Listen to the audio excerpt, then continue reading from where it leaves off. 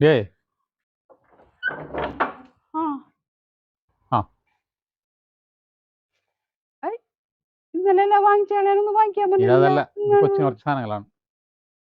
അവൻ ഇന്നലെ പറഞ്ഞിട്ടുണ്ടായിരുന്നു. അവൻ വെച്ച് കഴിക്കാനൊക്കെ ഉള്ള സാധനങ്ങളാണ്.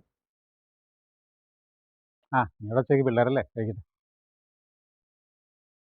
എന്റെ പൊന്നു ചേട്ടാ, ആവശ്യമില്ലാത്ത സാധനങ്ങൾ എന്താണ് ഈ പിള്ളേർക്ക് വാങ്ങിച്ചു കൊടുക്കുന്നത്? ആവശ്യത്തിന് വാങ്ങിച്ചു കൊടുക്കണോട്ടാ. അവര് പറയണതൊക്കെ വാങ്ങിച്ചു കൊടുക്കാനായിട്ട് എന്തോരം കാശ് ചെലവാവുണ്ട്. ആ കാശ് നമുക്ക് മിച്ചം പിടിക്കാൻ പാടില്ലേ? വെറുതെ ആവശ്യമില്ലാത്തൊരു സാധനങ്ങൾ മേടിക്കണ്. ആവശ്യത്തിനാണ്ടാ വാങ്ങിച്ചു കൊടുക്കേണ്ടത്, അല്ലാണ്ട് അവര് പറയണതൊന്നുമല്ല വാങ്ങിച്ചു കൊടുക്കേണ്ടത്. ഇത് വെറുതെ പൈസ കളഞ്ഞിട്ട് എന്തൊരു സാധനങ്ങളാണ് നോക്കിയേ. ഈ പൈസ കൂട്ടി വെച്ച് എന്തൊക്കെ കാര്യങ്ങൾ നടത്താം നമുക്ക്. നീ പറഞ്ഞൊരു 10-100 സൂക്ഷിച്ചിട്ട് എന്താ കാര്യം? നമ്മുടെ പ്രശ്നങ്ങളൊക്കെ തീരും? ഒരു പ്രശ്നവും തീരൂല. പിന്നെ എന്ത് കാര്യത്തിനാണ്? 100 കൂട്ടി വെക്കുമ്പോഴാണ് 1000 ആവണത്.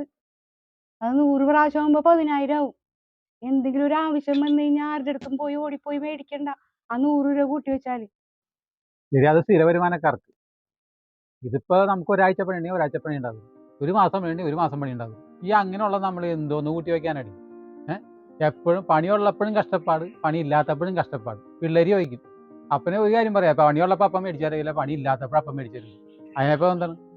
ഉള്ളപ്പോൾ കിട്ടണതുകൊണ്ട് പിള്ളേർക്ക് സന്തോഷമായിട്ട് നീ വാങ്ങിച്ചു കൊടുക്കും. നമ്മൾ ചത്തുമൂളി മുകളിലോട്ട് പോകുമ്പോഴേ അവർ പറയും ചിലപ്പോൾ, എന്തു പറയും, അപ്പൻ എത്ര കഷ്ടപ്പാടായാലും ഉണ്ടല്ലോ, അപ്പം നല്ല ഭക്ഷണമൊക്കെ കൊണ്ടു തന്നിരുന്നു. അങ്ങനെ ഒരു നല്ല വാക്കെങ്കിലും പറയട്ടെ പിള്ളേർ നമ്മളെ കുറിച്ച്. ഈ കഷ്ടപ്പാടൊക്കെ മാറൂലേ? എന്നും ഇങ്ങനെ കഷ്ടപ്പെട്ടാണ് നമ്മൾ ജീവിക്കാൻ പോകുന്നത്.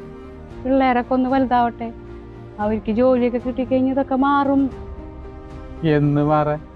എടി, മക്കളെ രക്ഷപ്പെടട്ടെ. മക്കളിപ്പോൾ വലുതായി, അവർക്ക് നല്ലൊരു ജോലിയായി കിട്ടി, അവർ നല്ലോണം ജീവിക്കട്ടെ. അതിനുവേണ്ടിയല്ല നമ്മൾ കഷ്ടപ്പെടുന്നത്.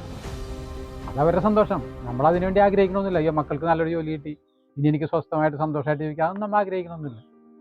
ഇപ്പൊ ഒന്ന് പിടിച്ചു ജീവിച്ചാ കുറച്ചു നാൾ കഴിയുമ്പോ നമുക്ക് നന്നായിട്ട് ജീവിക്കാം. അതുകൊണ്ടാണ് ഞാൻ ഈ പറയണത്. അല്ലാണ്ട് മക്കൾക്ക് മേടിച്ചു കൊടുക്കണേല് ഇഷ്ടമില്ലാഞ്ഞിട്ടൊന്നുമില്ല. ഇപ്പം ഇന്ന് കാണുന്നവനെ നാളെ കാണുന്നില്ല.